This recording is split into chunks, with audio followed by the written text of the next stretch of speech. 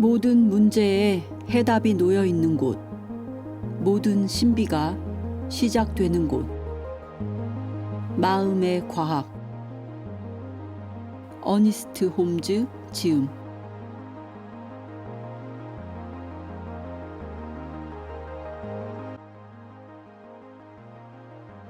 서문.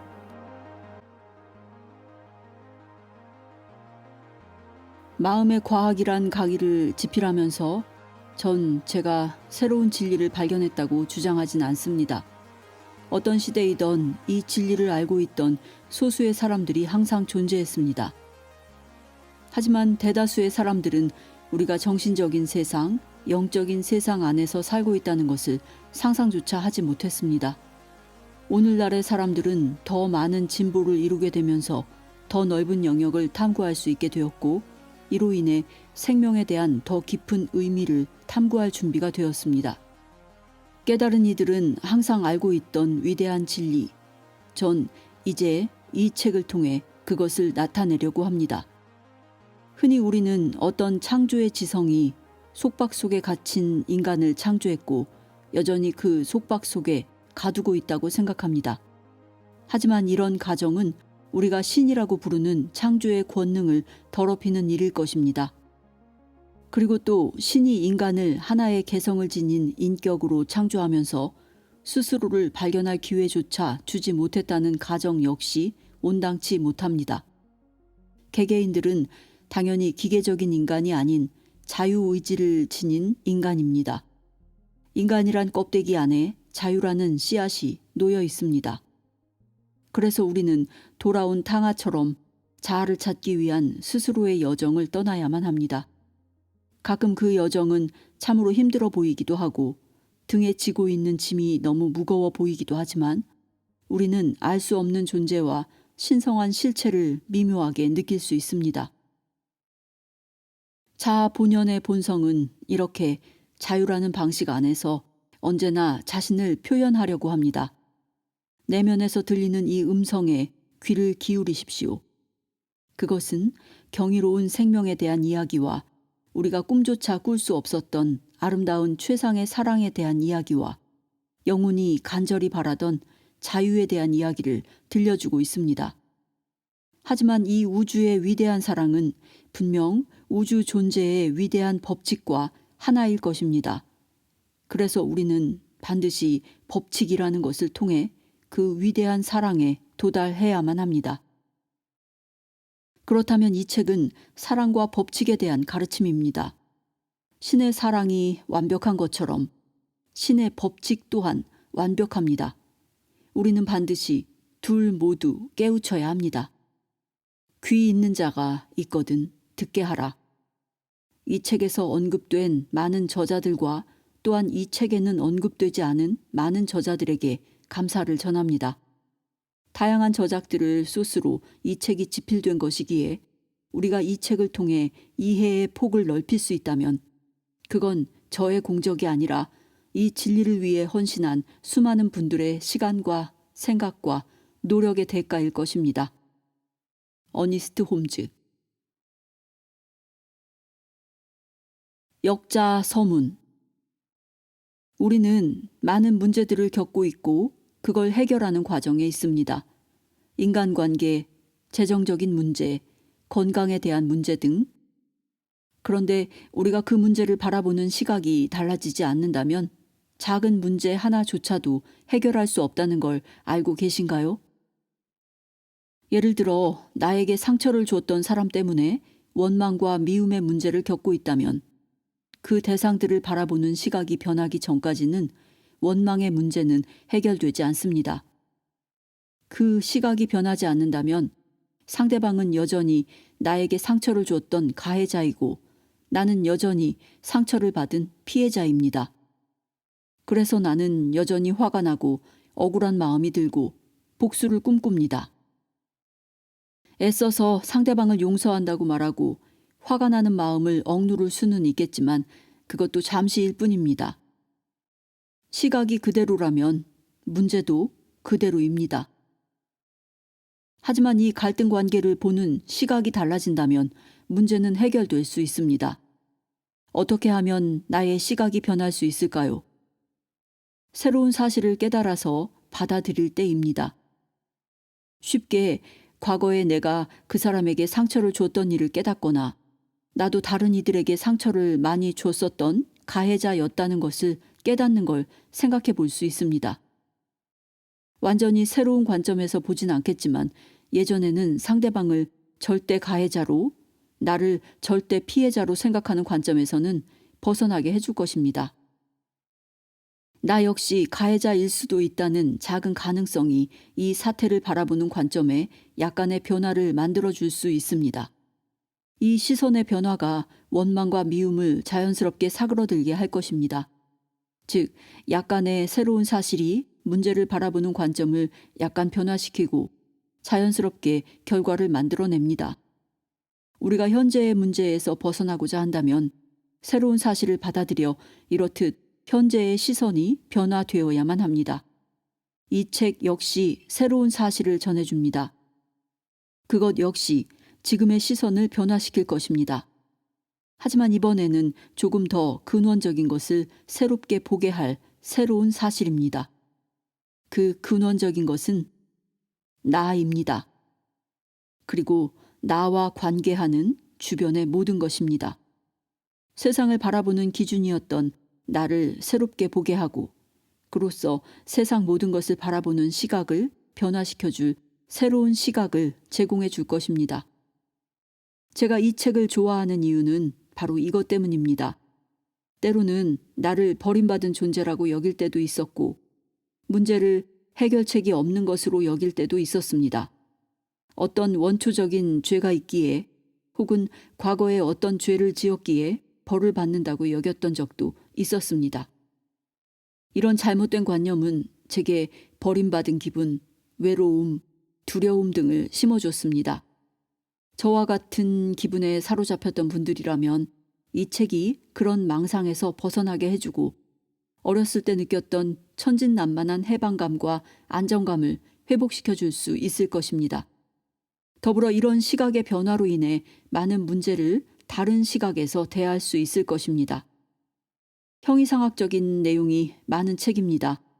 그저 현실과는 동떨어진 어떤 철학의 분류로 생각하며 읽는다면 어떤 변화도 없을 것입니다. 하지만 계속해서 그 의미를 생생한 현실로 받아들이면서 읽는다면 큰 이득을 얻을 수 있으리라 생각합니다. 유익한 한 권의 책이 되었으면 합니다. 역자 이상민. 1부 진화의 시작. 태초인간. 우리가 인간의 역사를 그 기원까지 추적해 본다면 인간이 자기 자신을 의식적으로 인식하지 못하는 시점까지 보게 될 것입니다. 자아에 대한 의식을 지닌 인간으로는 아직 진화하지 못했기에 태초의 본능적 상태였을 것입니다. 그러던 상태에서 지금의 자아의식을 지닌 모습이 되었다면 그 태초의 모습에서 성장과 진화라는 펼쳐짐의 과정이 존재했다는 건 틀림없습니다. 그런데 이렇게 무언가가 펼쳐져 나오기를 위해서는 그 안에 펼쳐질 대상을 잠재적으로 지니고 있어야 합니다. 우리의 현재 모습이 이렇게 지성을 지니고 있다는 것을 생각해 본다면 태초의 본능적 인간 안에도 지성의 원인자가 잠재적으로 분명 존재할 것입니다. 태초의 본능적 인간이란 아기가 처음 태어났을 때 자의식을 지니지 못한 채 본능에만 의존하는 것처럼 인류의 시작도 이와 유사한 상태가 있었을 거라는 가정하에서 그걸 태초의 본능적 인간이라고 한다. 갓난아이 안에는 미래의 어떤 모습이라도 될 수 있는 잠재성이 들어있는 것처럼 이 태초의 본능적 인간 안에도 우리 인류의 모든 잠재성이 들어있다. 또 여기서 펼쳐짐이란 이발브처럼 진화를 뜻하지만 영어 본래의 의미에서는 내면에 간직되어 있는 것이 외부로 펼쳐낸다는 뜻이 강하다. 그래서 진화란 본래 내면에 갖고 있는 것을 외부에 표현해내는 것이다. 비록 외부에서 보면 새롭게 무언가가 생기는 것처럼 보이긴 하지만 그 본래의 의미를 잘 고찰해보면 무에서 유가 창조되는 것이 아닌 본래 지니고 있던 잠재성이 외부로 펼쳐진다는 것을 알 수 있다. 그래서 진화라는 표현으로 해석되는 단어 역시도 이런 뜻을 감안하고 봐야 한다. 그렇다면 태초의 본능적 인간이란 세상 모든 것의 내적인 원천 혹은 근원의 생명을 뜻합니다. 지금 우리의 눈으로는 그걸 볼 수 없습니다. 하지만 위와 같은 추론을 해본다면 그런 것이 반드시 존재한다는 결론에 이릅니다. 우리는 그 태초의 생명을 인간 안의 신이라고 말할 수 있고 또 인간을 통해 활동하는 신의 생각이라고 말할 수도 있습니다. 그렇다면 의문점이 있습니다. 태초의 본능적 인간이 신의 관념이라고 한다면 그곳에서 펼쳐져 나온 인간은 왜 완벽하지 않은 걸까요? 전 이렇게 대답하겠습니다. 인간은 완벽하지만 개별적인 개성을 지니고 서서히 진화되었기에 그 완벽한 자아를 발견하는 여정을 스스로 하도록 홀로 남겨졌다고 말입니다. 위에서 명령을 하면 무작정 따르기만 하는 기계적인 모습으로 인간이 창조된 건 아닙니다. 자유선택과 자유의지라는 속성으로 창조되었기에 완벽한 자아를 찾는 위대한 여정 역시도 스스로 해야만 합니다. 자연은 인간 스스로 자신의 자아를 발견하기를 기다린다. 태초의 본능적 생명은 인간에게 자유의지를 준 때부터 인간 스스로 자신의 자아를 찾게끔 했습니다. 마찬가지로 태초의 본능적 생명은 인간의 내면에 간직한 완벽함 역시도 인간이 스스로 찾아내 펼쳐내기를 기다리고 있습니다.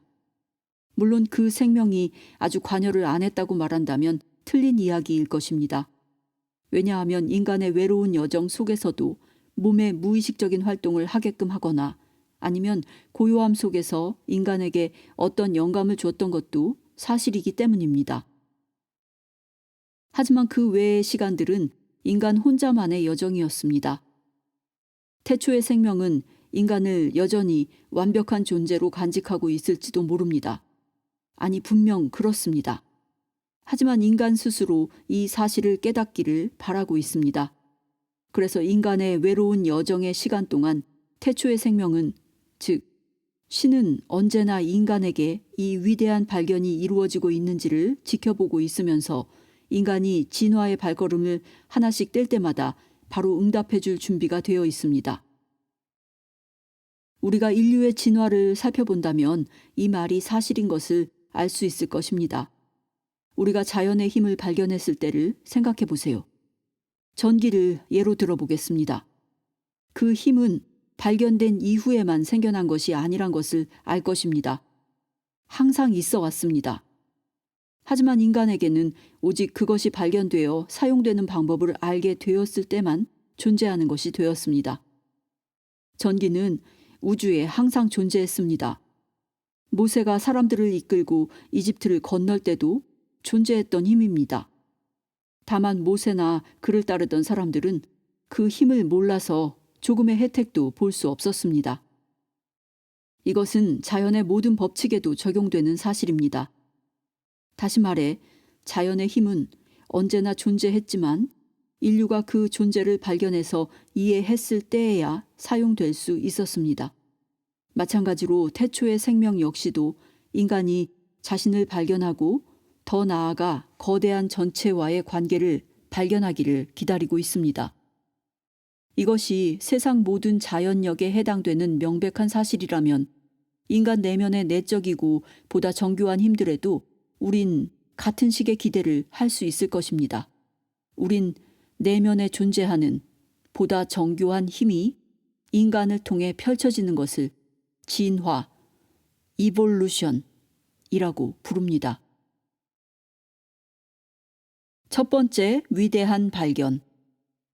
인간의 첫 번째 위대한 발견은 자신이 생각할 수 있다는 사실에 대한 자각입니다. 바로 이 위대한 발견이 이루어진 날, 인간은 자리에서 일어나 이렇게 말했습니다. I am. 이것은 한 개체적인 자아로서, 즉 개아로서 이룰 수 있는 첫 번째 위대한 발견이었습니다. 그날부터 인간은 한 개별적인 자아가 되었고 더 위대한 진화의 발걸음을 혼자의 힘으로 걸어야만 했습니다. 이제 인간은 전체와 분리된 한 개별적 자아가 되었기에 강제적인 진화의 힘은 멈췄습니다. 그래서 그날부터 인류는 자연과 자연의 힘과의 기계적인 결합의 상태에서 벗어나게 되었고 이제는 자연과 자연의 힘과의 조화를 스스로 만들어야만 했습니다. 하지만 태초 생명은 항상 우리 곁에 있어 왔고 앞으로도 영원히 우리를 떠나지 않을 것이기 때문에 인간 혼자 일할 필요는 없었습니다. 태초 생명은 인간이 자신의 무한한 가능성을 보다 많이 펼치기를 바란 채 우리와 영원히 함께 있습니다. 인간은 무한한 근원으로부터 자신을 펼쳐내고 즉 진화하고 있습니다. 그래서 인간 뒤에는 위대한 알려지지 않은 자가 있다고 말할 수 있습니다. 그런데 알려지지 않은 자이지 알 수 없는 자가 아닙니다. 왜냐하면 인간을 통해 이 알려지지 않은 자는 알려지게 될 것이고 보다 더 많은 태초의 생명이 인간을 통해 나타날 것이기 때문입니다. 자연은 인간을 위해서 인간을 통해 활동해야만 합니다. 이것은 모든 생명이나 그 생명의 활동들에 대해서도 적용되는 진리입니다. 첫 번째 인간의 위대한 발견은 생각할 수 있고 계획할 수 있고 실행할 수 있다라는 것입니다. 인류가 이룬 위대한 문명과 그 외 모든 것들은 바로 이 발견을 기초로 세워졌습니다. 전력을 이용할 수 있게 되고 증기를 가둬뒀다가 원하는 곳에 내뿜기도 합니다. 숲을 황폐하게 만들기도 하고 도시를 짓기도 하고 사막에 꽃을 피우기도 하고 세계 전역에 걸쳐 사람들과 소통할 수도 있었습니다. 정말로 인간은 지구를 소유한 것처럼 보였습니다. 내면의 감각이 깨어나다. 하지만 세상을 다 가진 것과 같은 인간의 외형적 능력에도 불구하고 인간은 여전히 어떤 막연한 무언가를, 어떤 더 커다란 무언가를, 어떤 끝나지 않은 저 멀리의 무언가를 느낍니다. 그건 일종의 내면의 신비로운 감각과 같은 직관적인 충동과 같은 마치 더 밝은 빛을 기대하며 어둠 속에서 손을 더듬어 찾는 것과 같은 느낌입니다. 세상을 다 가진 것 같은 이런 외형적인 힘에도 불구하고 인간은 여전히 불행하며 아프고 또 외롭고 두렵습니다. 그들이 세웠던 도시는 한 줌의 먼지가 돼버리고 공들였던 국가들은 하나씩 폐허가 되어 이제 역사가의 입으로만 그 찬란했던 도시의 모습이 전해질 뿐입니다.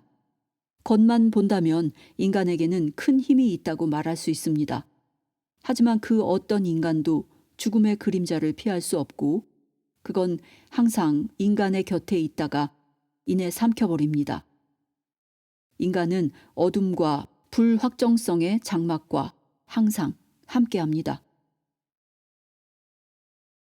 The Great Question Why? 모든 사람들은 공통적으로 이것에 대해 왜라는 위대한 질문을 해왔습니다. 그러나 그것에 대답할 수 있는 사람은 아주 소수였습니다. 더구나 사람들은 생존 경쟁에 찌들어 그 소수조차도 알아보지 못했고 소수의 위대한 현자들 역시 그렇게 주목받지 못한 채 조용히 세상을 떠났습니다. 그렇게 인간은 무거운 가슴과 피를 흘리는 다리를 끌고 지친 여정의 길을 따라 투쟁을 하다가 무덤 속으로 들어갑니다. 무언가 채워지지 않은 결핍의 감정은 인간의 발걸음마다 따라다닙니다. 그래서 그는 컴컴한 길을 더듬어 걸어가다가 말할 수 없는 고통에 손을 올리며 관심을 기울인 적 없던 신에게 탄원의 목소리를 높입니다. 왜 우리는 고통과 슬픔을 느끼고 죄와 병과 근심을 겪다가 이내 냉혹하고 잔인한 무덤 속에 누워야만 하는 겁니까? 왜?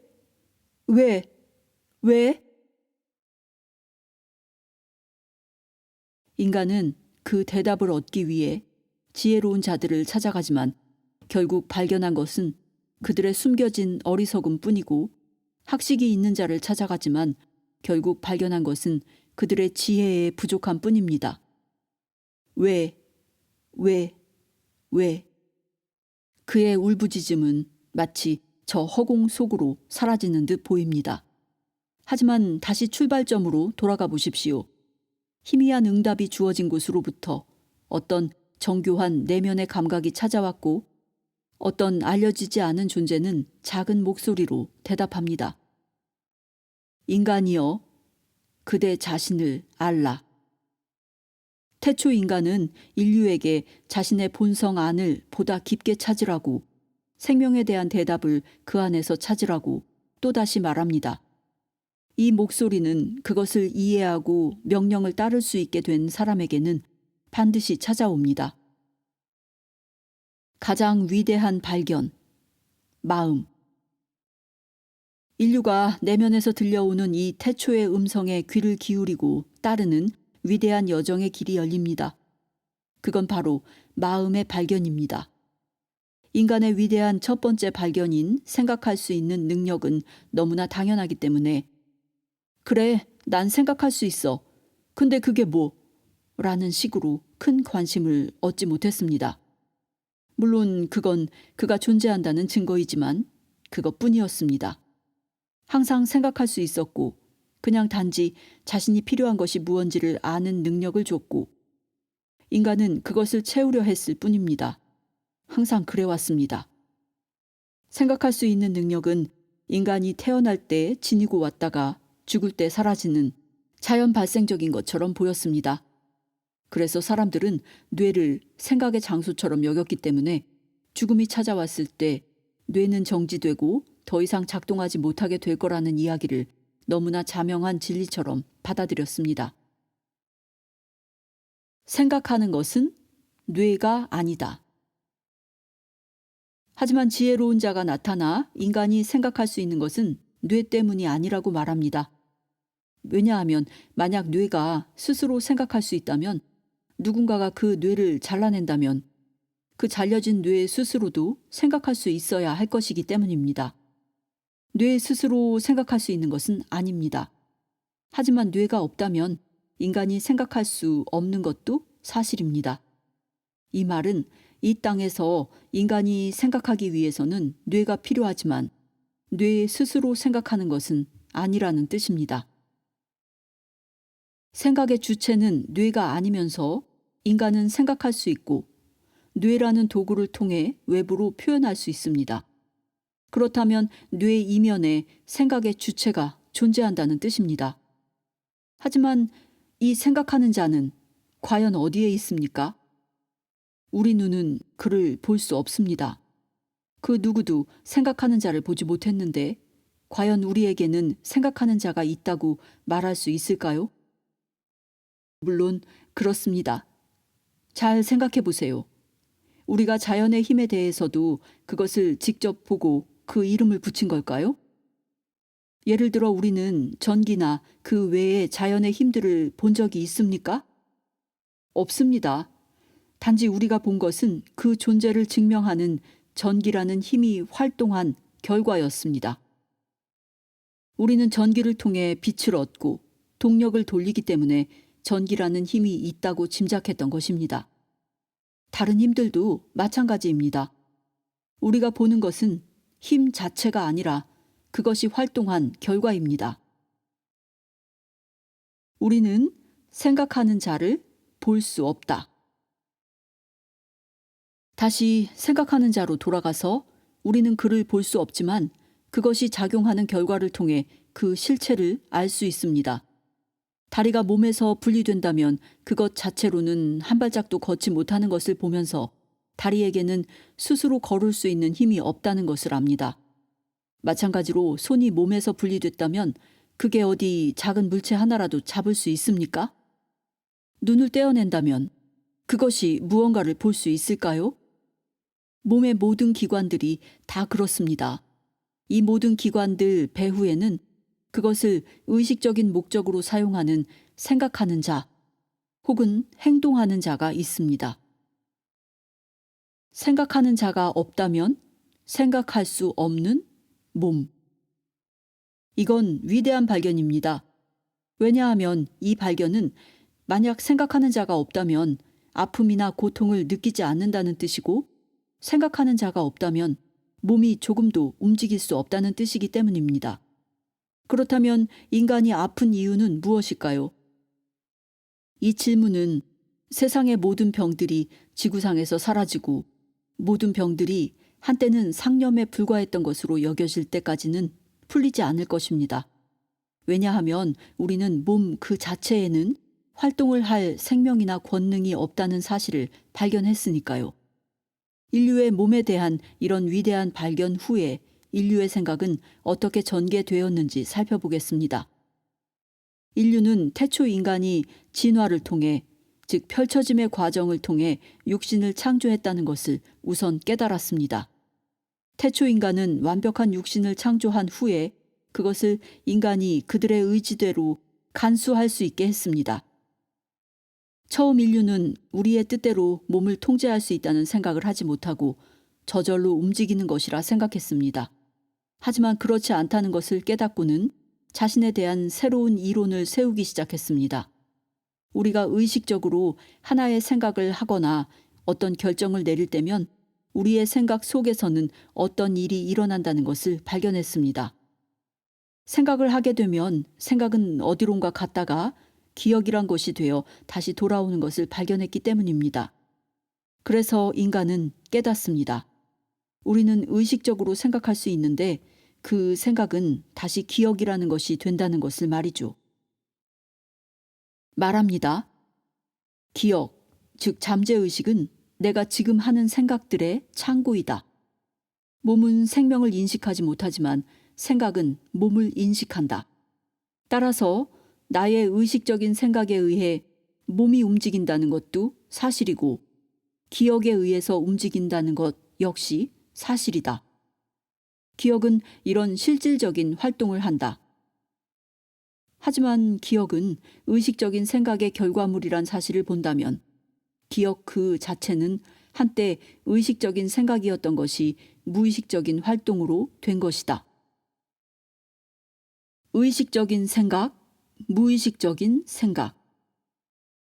항상 무언가에 이름을 붙이는 우리의 습관 때문에 인간은 이 기억이란 저장고에 무의식적인 생각이라는 명칭을, 그리고 그의 의식적인 생각에는 객관적인 마음이라는 명칭을 붙였습니다. 그래서 두 가지 마음 중 하나는 의식적인 마음으로, 다른 하나는 무의식적인 마음이나 잠재의식적인 마음으로 불리게 됩니다. 의식적인 마음은 인간이 깨어있는 상태에서 항상 사용하는 것이고, 잠재의식적인 마음은 기억의 자리이자 의식적인 마음의 창고입니다. 그래서 의식적인 생각이 활동을 할 때면 무의식적인 생각도 함께 작동합니다. 이 결론을 따라가 보면 잠재의식적인 마음은 몸의 창조자입니다. 물론 그 실제적인 창조는 태초 인간이 하기 때문에 직접적으로는 잠재의식적인 마음이 한다고 말할 수 없고, 몸을 유지하면서 의식적인 마음이 생각하는 것에 영향을 미친다고 말해야 정확하긴 합니다. 인간은 이렇게 마음의 작용을 유심히 잘 관찰한 후에 다음과 같은 결론을 내립니다. 나는 의식적으로 무언가를 자유롭게 생각할 수 있고 그것을 통해 무의식적인 생각에 영향을 줄 수 있다. 그렇기에 의식적인 생각을 조절하면 결국 무의식적인 생각을, 더 나아가 몸을 원하는 방향으로 조절할 수 있다. 라고 말이죠. 인간은 이런 관찰을 토대로 작용과 반작용 법칙의 영향 아래에 있는 암시의 법칙, 즉 일정한 생각을 통해 잠재의식을 변화시킬 수 있다는 법칙을 유추해냅니다. 이로써 습관이 어떻게 형성되는지 알게 되면서 습관은 의식적인 생각이 내면 깊은 곳까지 도달하게 된 것에 불과하다는 것을 발견합니다. 생각에 대한 새로운 시각. 인간은 다시 생각합니다. 내 안의 태초 인간은 완벽하지만 난 완벽하지 않은 것처럼 보여. 내가 불완전하게 보이는 이유는 틀림없이 내 불완전한 생각이 만들어낸 결과일 거야. 실제로 난 언제나 완벽하고 완벽했었던 거야. 이제 나에 대해서 이전과는 다르게 생각을 해봄으로써 내가 어떻게 변하는지 봐야겠다. 그래서 이전과는 다르게 생각을 해봅니다. 그런데 이런 새로운 시각이 자신을 치유하는 것을 보고 놀라게 됩니다. 그래서 새로운 결론을 내립니다. 신은 날 완벽하게 창조했지만 자유의지를 지닌 한 개성으로도 만들었어. 그래서 난 내가 뜻하는 대로 날 만들 수 있어. 난 내 태초의 완벽한 몸을 실제로 부술 순 없지만 아주 불편한 상태로 만들 순 있지. 하지만 신이 날 만들었고 날 완벽하게 만들었기 때문에 내 몸의 모든 기관들은 완벽한 생각을 나타내고 있다는 것 역시 사실이지. 이것이 사실임을 깨달음으로써 그는 이런 관점에서 생각하기 시작했고 몸의 각 기관들은 이 생각에 반응을 했습니다. 그로써 두려운 생각은 혼란한 상황을 만들어내는 반면 평화로운 생각은 평화로운 상황을 만들고 두려움은 인간을 나약하게 만드는 반면 믿음과 안정은 인간을 강하게 만든다는 걸 알게 됐습니다. 실제로 인간의 육체적인 반응들은 그 원인을 마음의 일정한 속성에서 찾아볼 수 있었습니다. 그리고 내가 잠에 들어있든 깨어있든 내부의 마음은 항상 활동하고 있다는 사실도 발견했습니다. 더 나아가 자신의 생각을 분석해 봄으로써 무엇이 자신을 괴롭히고 있는지를 발견할 수 있다는 것 역시도 깨달았습니다. 이것을 정신분석이라고 불렀습니다. 마음의 법칙. 이제 또 다른 의문이 듭니다. 혹시 이런 것들 모두가 법칙에 영향을 받는 것은 아닐까? 그 결과 전기의 법칙을 발견했던 것처럼 마음의 법칙도 발견합니다. 마음의 법칙도 법칙이라면 인간은 언제나 그걸 사용할 수 있고 매번 같은 결과를 얻을 수 있을 것입니다.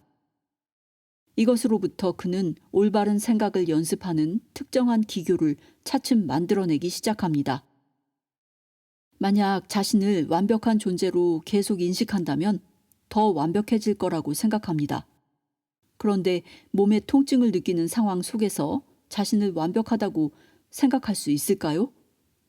그런 아픔과 통증 속에서 어떻게 자신을 완벽하다고 생각하죠? 그렇게 아픈데도 자신은 아프다는 것을 부인할 수 있는 건가요? 네, 할 수 있습니다. 왜냐하면 아픔이라는 것도 생각이 만들어낸 결과이기 때문입니다. 생각을 바꾸면 결과도 바꿀 수 있습니다. 인간은 몸이 아플 때 의식을 그 통증에서 벗어나게 한 후에 몸이 완벽하다고 생각하는 법을 배우게 됩니다. 인간의 생각은 몸과는 독립적으로 작용하기 때문에 이런 일이 가능합니다. 그래서 질병이란 이미지로부터 건강이라는 이미지로 의식을 돌리고는 이렇게 말합니다. 외부는 어떨지 몰라도 난 완벽하다. 언제나 활동하는 무의식. 부정적인 생각이 병을 만든다고 하지만 어떤 종류의 병들은 환자가 한 번도 생각해 본 적이 없는 것입니다. 즉, 우리는 우리가 생각해 보지도 않은 병에 걸린 경우가 있습니다. 이제 인간은 이 사실을 어떻게 우리가 발견한 이론과 조화시킬 수 있었을까요? 잠시 동안 이것은 참으로 풀기 힘든 문제였습니다. 하지만 내면의 자아에 대해 보다 깊은 연구를 하게 됐을 때 나의 잠재적인 마음이 나의 생각들을 갖고 어떤 일을 한다는 것을 발견합니다. 즉, 지금까지 주어진 모든 생각들을 새롭게 조합해 어떤 특정한 질병을 만들어낸다는 것을 발견했습니다.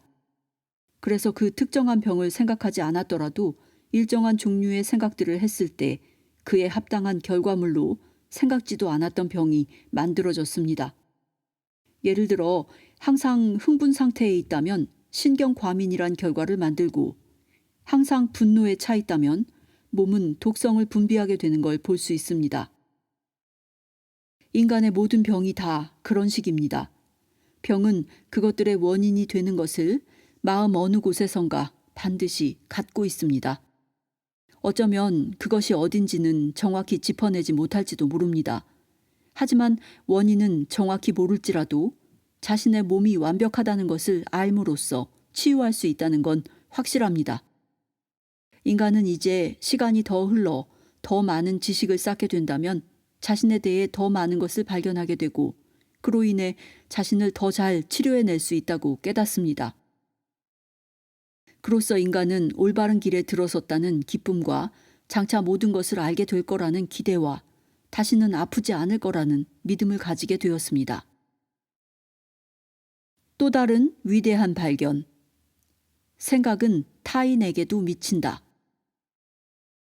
또 하나의 위대한 발견이 이루어집니다. 그건 바로 다른 사람을 생각해서 그를 고칠 수 있다는 것입니다.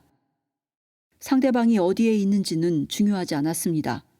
그를 생각함으로써 고칠 수 있었습니다. 이건 놀라운 발견입니다. 왜냐하면 모든 이들이 공유하는 마음이 있다는 걸 뜻하기 때문입니다. 만약 나와 상대방 사이를 이어주는 어떤 매개체가 없다면 상대방의 마음에 영향을 준다는 건 생각할 수 없습니다. 이건 인간이 받아들이기에는 너무나 낯선 개념이었습니다. 마음을 개별적이고 주관적이라 생각했었는데 이젠 다르게 받아들여야만 했습니다. 지금의 개별적이고 주관적이라 생각했던 마음은 실은 전체를 둘러싸고 있는 어떤 거대한 마음을 한 개인이 이용하고 있는 것에 불과하다고 인식해야 됐기 때문에 굉장히 받아들이기 힘든 개념이었습니다. 하지만 분명 다른 사람을 마음에 떠올려서 일정한 생각을 하면 그 상대방은 일정한 반응을 했기에 저 받아들이기 힘든 마음에 대한 진실이 사실임을 압니다. 인류는 이 매개체를 우주의 마음 혹은 신의 법칙이라고 불렀습니다. 전기의 법칙이 온 우주를 감싸고 있는 것처럼 이 법칙도 모든 곳에 편재하는 듯 보였습니다. 인류 생각의 발견. 이렇게 인류 전체가 함께 일정한 생각을 공통으로 가지는 것이 가능하다는 것과 그 생각들의 수용적인 사람들에게 영향을 미칠 수 있다는 것을 우리는 깨달았습니다. 즉, 만약 누군가가 의기소침해졌다면 그와 유사한 종류의 생각들이 들어가는 입구를 여는 것이기 때문에 그로 인해 더욱 나빠질 수 있다는 말입니다. 이걸 인류 암시라고 합니다. 그렇다면 어떻게 이것으로부터 나를 보호할 수 있을까요? 그 생각은 나에게 어떤 영향도 미치지 않음을, 그리고 나는 완벽한 관념이라는 것을, 그렇기에 그 어떤 암시에도 걸리지 않음을 알므로써 가능합니다. 인류 암시라는 것도 생각에 지나지 않기 때문에 이런 일이 가능합니다. 이것으로써 나는 내가 선택한 것을 제외하고는 그 어떤 것도 들여보내지 않는 정신적인 벽을 갖게 되었습니다. 신의 방패입니다. 우주적 매개체. 인간은 이제 마음의 보편적 법칙을 통해서 일정한 생각을 한다면 나를 치유하는 것은 물론 타인도 돕고 치유할 수 있다는 것을 발견했습니다. 그것은 다른 자연의 힘들처럼 이용하고자 할 때 의식적으로 사용 가능한 어떤 것에도 차별하지 않는 위대한 법칙이라는 것을 깨닫습니다. 그 사용법은 올바른 생각입니다. 이 사실을 깨달은 사람들은 언젠가는 모든 인류가 자아에 대한 진리를 깨닫게 되는 날이 오게 될 것임을, 그로써 모두가 치유되는 날이 오게 될 것임을 압니다. 그런데 이 법칙은 전적으로 마음에 관련된 법칙이기 때문에 오직 그것을 믿는 사람만이 작동시킬 수 있습니다.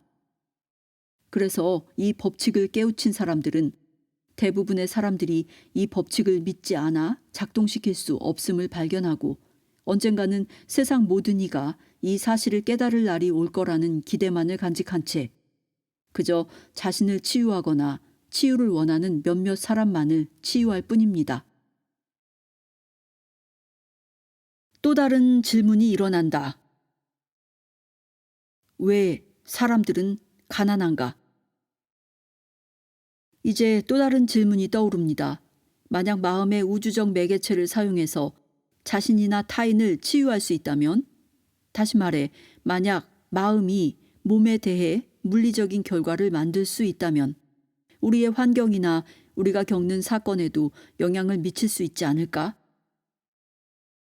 왜 어떤 사람들은 부자이고 어떤 사람들은 가난한가?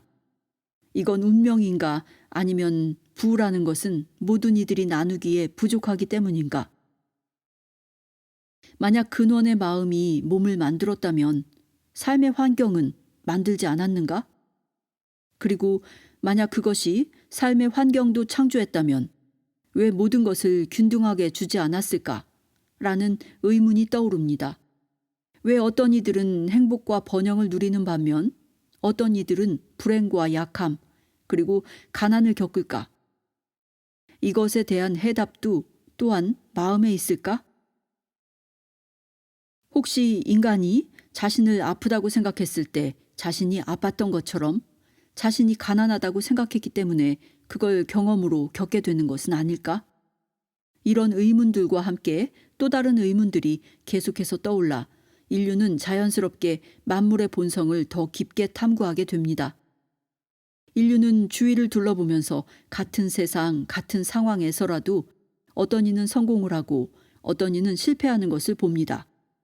그래서 성공과 실패를 결정짓는 원인이 인간의 외부에 있지 않고 인간 안에 있다는 결론을 내립니다. 다시 말해 상황이 스스로 어떤 결과를 만들지 않는다는 것을 깨닫습니다. 한 사람에게서 일어나는 모든 일들은 그 사람에 의해서 결정된다는 것을 말이죠. 생각이 주변 상황을 조절할 수 있다는 것에 대한 깨달음. 우리는 이제 우리가 겪는 일마저 근원의 마음을 통해 일을 하고 있는 우리의 현재 생각에 의해 통제된다는 것을 깨달았습니다. 생각을 바꿈으로써 우리에게 일어나는 일을 새롭게 만들 수 있고 올바른 마음가짐을 통해 우리의 삶 속에서 새로운 상황을 창조할 수 있다는 것도 깨달았습니다. 하지만 정말 이 세상 모두가 풍요로울 수 있을 만큼 충분한 풍요가 세상에 존재하는 걸까요? 물론 그렇습니다. 태초 생명에게는 한계가 없기 때문입니다. 올바른 생각을 해야 한다는 것에 대한 깨달음. 그래서 인간은 생각을 올바른 방식으로 통제한다면 사건들을 원하는 방향으로 만들 수 있다는 것을, 그리고 생각만 제대로 한다면 누리고자 하는 것을 삶으로 가져올 수 있다는 것을 깨달았습니다. 법칙과 조화를 이루기 위해서는 이렇게 생각을 통제하는 것이 전부이기 때문에 인간은 의식적으로 그 일을 할 수 있었습니다. 그리고 이것을 깨달은 이는 이제 곧 모든 사람들이 이처럼 올바르게 생각해서 가난과 불행과 같은 것들이 사라질 날이 올 것임을 알았습니다. 가난과 같은 부정적인 것들은 신이 의도한 것이 아니라 인간이 자신의 힘을 잘못된 방향으로 사용한 결과였습니다. 이걸 이해했다면 생각하는 모든 방식을 바꿔서 행복과 풍요를 경험하게 될 것입니다. 하지만 사람들은 이걸 믿지 않았습니다. 많은 사람들은 이걸 어리석은 생각이라고 말하고 또 다른 이들은 진실이기에는 너무 좋은 법칙이라고 말했습니다. 하지만 이 법칙을 사실로 믿고 이 법칙에 맞춰 산다면 금세 진실임을 입증할 수 있었습니다. 그런데 이걸 믿지 않는다고 해도 괜찮습니다. 왜냐하면 이 법칙을 믿는 다수의 사람들이 있고 그들이 그들의 삶에서 법칙을 증명할 것이고 이것으로 인해서 다른 사람들을 또 믿게 할 것이기 때문입니다.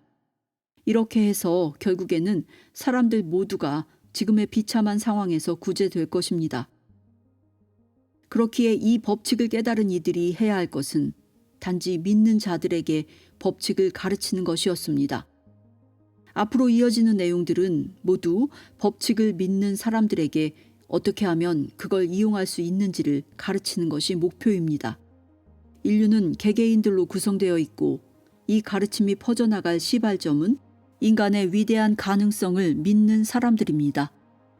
여러분 각자가 스스로 존재의 법칙을 증명해야만 합니다. 나의 상황을 변화시키고 나의 몸을 완벽하게 치유할 힘은 모두 안에 존재합니다. 이걸 할 것인지 하지 않을 것인지는 전적으로 우리의 믿음과 결정에 달려 있습니다. 자연은 항상 우리를 돌보며 우리를 위해 봉사할 준비가 돼 있습니다. 하지만 우리는 모두 개별적 자아로 분리되어 자유의지를 갖고 있기 때문에 우리를 강제할 수 있는 것이 없다는 것 역시도 사실입니다.